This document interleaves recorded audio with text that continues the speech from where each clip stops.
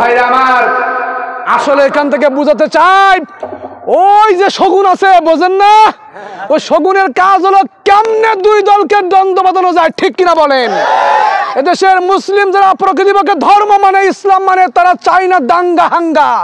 এদেশে যারা হিন্দু আছে তারা চায় না দাঙ্গা হাঙ্গা, কিন্তু ওই শগুনের কাজ হলো কেমনে দ্বন্দ্ব বাঁধা যায়, ঠিক কিনা বলেন? এই জন্য মুসলমান ওই শগুন থেকে দূরে থাকা লাগবে, ঠিক কিনা বলেন? কিন্তু ওই শগুনের কিছু পাঁচটা গুলাম আমাদের সমাজে বসে আছে, ঠিক কিনা বলেন? ঘাপটি মারে বসে আছে, ওই ঘাপটি মারা ওদের কথা শোনা যাবে? বসেছেন প্যান্ডেলে, কথা হবে আঙ্গেলে, আল্লাহু আকবার বলেন।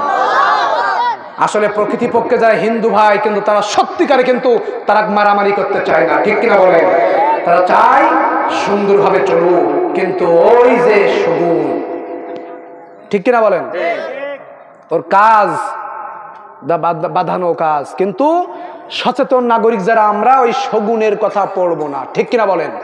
প্রিয় ভাইরা আমার, আসুন, শাহ নজরুল বলেছি, এবার হাদিস নেন। প্রথম নম্বর হাদিস, হাদিস শরীফ সাক্ষী, যে ব্যক্তি সূরা বাকারা ঘরের ভিতরে গভীর রাতে দৈনন্দিন তেলাওয়াত করবে, ওই ঘরের ভিতরে শয়তানের ওয়াসওয়াসা লাগবে না।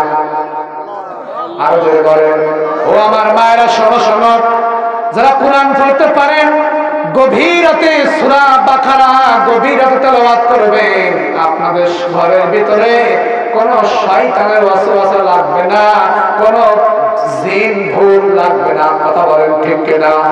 আরেকটা তাফসীর, আরেকটা হাদিস নেন, হাদিসের ভিতরে পাওয়া যায়, কোন ব্যক্তি যদি সূরা বাকারার ফজিলত বলতেছি, সূরা বাকারার এই তিনটি মাত্র শেষ তিনটি আয়াত আর সূরা হাশরের কিছু আয়াত, মোট 10টি আয়াত যারা তেলাওয়াত করবে, ওই পরিবারের ভিতরে যে কয়জন সদস্য আছে, ওই সদস্যদের কোনো জিনের আসর লাগবে না। তার মানে কোনো মাদলি আর লাগবে না। কথা কয় না?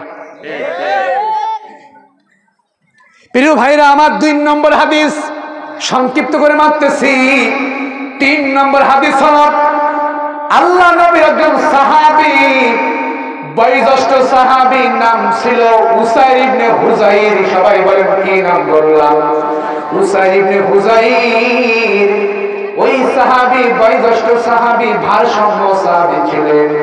আল্লাহ নবীর এই সাহাবী তার বাড়ির সামনে খোলা আকাশের নিচে চাঁদনি রাতে একা একা নির্জনে সূরা বাকারা মধুর সুরে তেলাওয়াত করতেছিলেন। জোরে বলেন সুবহানাল্লাহ। মধুর সুরে যখন সূরা বাকারা তেলাওয়াত করতেছিলেন, কিতাবের ভিতরে পাওয়া যায় ওই উসাইর ইবনে হুযাইর তার ডান উরুর পরে তার দুধের সন্তানটা শোয়ানো ছিল। ভালো করে বুঝবেন, ডান উরুর পরে তার দুধের সন্তানটা শোয়ানো ছিল। আর ওই যে ঘোড়া নিয়ে ইসলামের দাওয়াত দেয়, ওই ঘোড়াটা তার একটু সামনে বাঁধা ছিল গাছের সাথে। এমন সময় যখন সূরা বাকারা তেলাওয়াত করতেছিলেন, পড়ার সময় হঠাৎ করে চোখটা তার ঘোড়ার দিকে চলে যায়। যাওয়ার সময় দেখে ওই ঘোড়াটা 2 পা সামনে, 2 পা লাফালাফি করে উঁচু করে আল্লাহর দিকে কি যেন